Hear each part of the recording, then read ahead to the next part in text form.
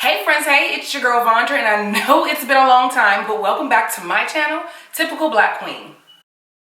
Like a queen, like a queen, like a queen, a queen upon her throne.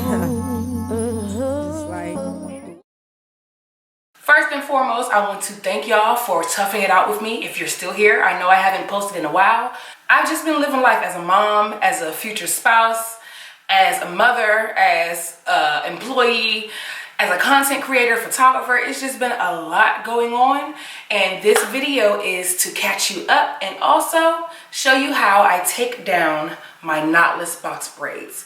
I know y'all are sick and tired of these braids, right? I've had them in for about a month and a half, maybe going on 2 months next week, but we're taking them out today. We're not letting it go on that far. My roots are screaming, my scalp is itchy. I need an actual shampoo and condition, and we're gonna start right here. But first, you know what you need to do, because we're friends, and I'm about to give you my tea. My life tea is hot and it's piping, scorching, burn your tongue where you can't taste anything for about 3 days. You know what you gotta do, and if you don't, let me remind you that you just have to. You gotta tap that red subscribe button below. Now that we got all those formalities out of the way, let's get into it. Now, I'm not sure how you all take out your braids, but I'm gonna show you how I take out mine, because I've learned that if you cut too close, you'll lose some inches, and I'm not trying to lose inches. The whole purpose of me having a protective style is to allow my hair to be protected and grow. So let me show you real quick. I'm gonna just come up in your personal space and show you where I cut at. You can see where my natural hair is frizzing up right here. Can you see that? Okay, now you can see it, where my natural hair is frizzing up at. I'm gonna go all the way down to where it stops frizzing and go maybe a centimeter or an inch below that, and that's where I cut. See, it's not frizzing up down here because my hair's not down there. So that's where I cut. Wherever the end of the frizziness is, where my natural hair is, which is like right here, I'm gonna go a centimeter or an inch down, and then I cut. Yes, friends, you want to be very careful about where you cut your hair at, because I've learned the hard way.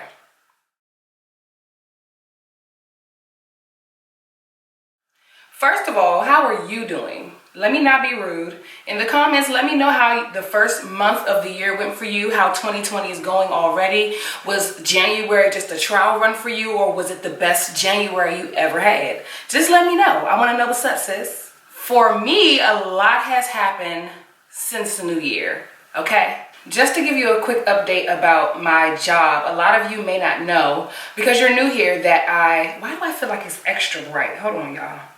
Sorry if it's extra bright. I don't have my light. It's actually behind me. I had two of them. One of them broke, and now the lighting is just off. So I got my window blinds pulled all the way up, and this natural light coming in here. So I apologize if the lighting is a little wonky on your screen. But I was out of work for 2 years because I had a person try to commit suicide by jumping in front of my train. I worked for the biggest transportation company in the DC, Maryland, Virginia area. I was a train operator, and I was out for 2 years because of post-traumatic stress, anxiety. It was just a lot going on. I went back to work in August of 2019, and y'all, it wasn't a good look for me. And it upset me because I really like my job. It's really easy. Besides the obvious things that could happen on the job, it was really cool. I love my coworkers, of course, certain ones. It was just a good position. So I've never dealt with anxiety before, or at least I didn't think it was anxiety, and not to this magnitude, but when I got back to work, it was bad. So my job is pretty good with making lateral moves, so I don't have to stay in the same position for the rest of my tenure there. And I've been with this company for 11 years. It'll be 12 years in December of this year. So I've been here for a long time. You know, I got a little bit of clout. I got a little bit of seniority, right? So I decided to go from train operator to station manager. And this position requires you to take a 14-week class. I have been in class for the date of this video, I have been in class for 3 weeks. I gotta get up at 7 a.m. Well, I get up at 6 a.m.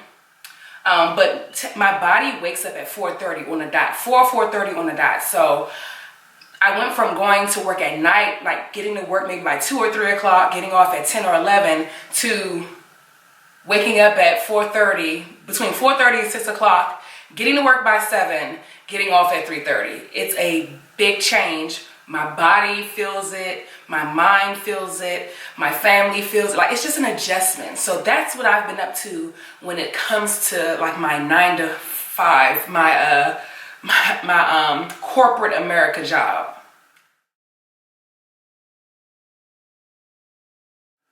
So I'm pretty sure that my anxiety started or like escalated after that incident. And let me tell you, anxiety attacks are no joke. And I'm not sure who deals with them. I know that there are a lot of people in the world who deal with them. But each one is like different, or it's different for different people. Mine is like, my symptoms are, I know that I'm having an attack when like my heart starts racing real fast. I feel like I have been running, but I could just be sitting still. I get real tight around here. Like, it feels like someone's squeezing right here. And then on my right side, I get like this jolting pain, and then it's just pressure all up like to my face, like a sinus headache or something. It's terrible. And I honestly thought that I would only get attacks when I was on the train, hence the movement of my job position. But I ended up having an anxiety attack in my classroom last week, and I have no clue what triggered it. If you have any, like, y'all, help your sis out. We're supposed to be friends. Me and you will never part. If you have any tips or like anything for me to help calm me down, you know, I know breathing techniques and stuff like that, but if there's anything else that you do, let me know in the comments, you know, because this is really new to me, and I feel like that right now I don't have a handle on it when they happen.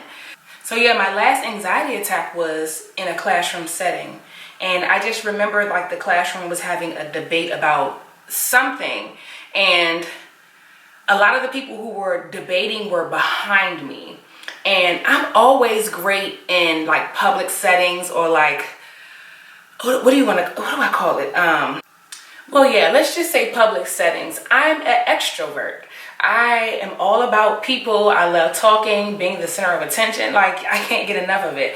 But that day, I was like, there's so much going on around me.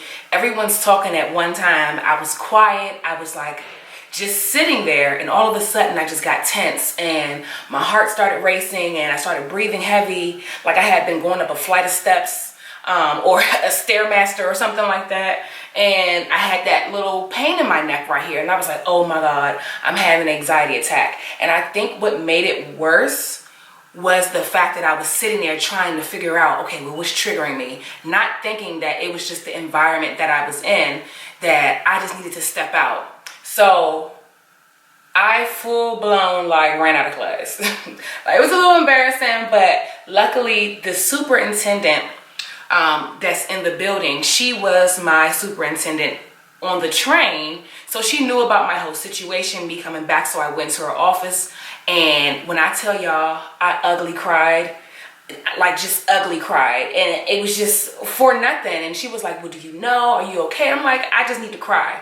She gave me tissue, she left out the office, closed the door, and I just cried. And I called my fiance and talked to him about it, and I instantly felt better. After that, I went back to class and finished out my day. But it was so scary because I couldn't control it. And I've been in therapy, and I found out through therapy and through people who I've mentioned this to, and they actually agree, which I don't understand, that I have a control problem, or I'm very controlling, which I thought I was really go with the flow, but let them tell it. I'm a controlling person, and not just over people, but just situations, things that I try to control that are out of my control. And I think that's what made it worse. So at that point, I was like, you know what? I can't control this. I'm gonna just have to cry it out.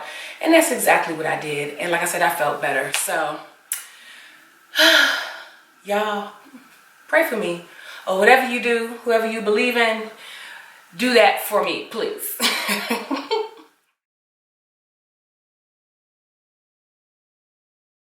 I want to know how many of you are a part of Vondra's Vibe Tribe. Let me know in the comments. If you don't know what the Vibe Tribe is, I have a newsletter.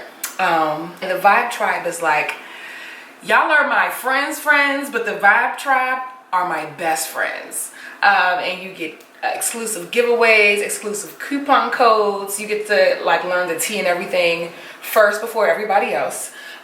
So if you are a part of the Vibe Tribe, you already know what I'm about to talk about next. And that is my wedding. I'm not even going to say it's just the wedding, it's marriage, period. So me and my fiance, Dwayne, which I don't even know if I should even be calling him that right now, because we are in a spot where we don't know what to call each other. It's still my man. But we've decided that we were going to hold off on getting married. There are some household issues that I am not going to speak about because that's just too personal. But we have both agreed that we definitely need to hold off getting married right now. So the wedding was scheduled for April 24th. And you can see like my wedding website and everything on www.typicalblackqueen.com. That's exactly where you can sign up to be a part of the Vibe Tribe, the newsletter, and I'll link that in the description box.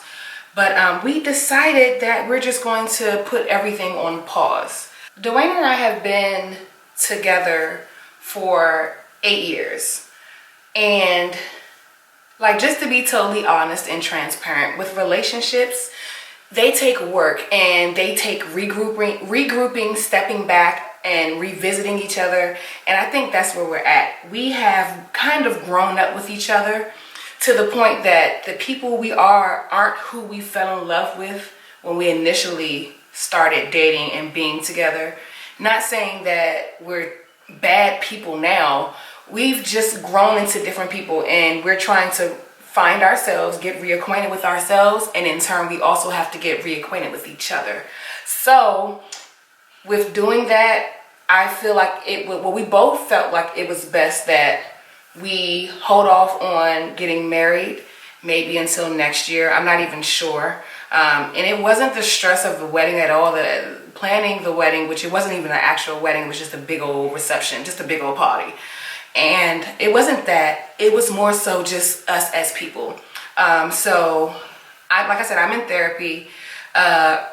For him, I'm not sure if that's what he plans on doing, but we definitely need marriage counseling and couples therapy before we get married. If I had to give any advice to any couples who are nearing their like 10-year mark or anything like that, I would say to continue dating each other, continue to getting to know each other, because you may think that you know that person, but life has a way of changing us when it comes to traumatic things, especially that happened to me, traumatic things that have happened to him. He lost his closest best friend, almost his only friend, to suicide, and that really changed him a lot. So you definitely can change throughout your relationship, and not saying that, you know, someone's cheating or someone's, you know, being abusive verbally, physically, or anything like that. It doesn't have to always be a negative.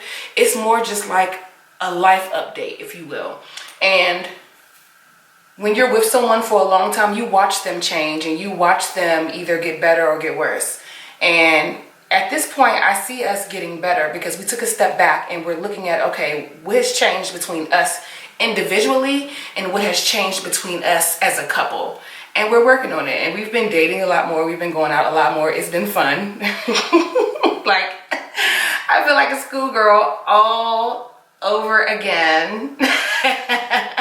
Like, it's been really cool.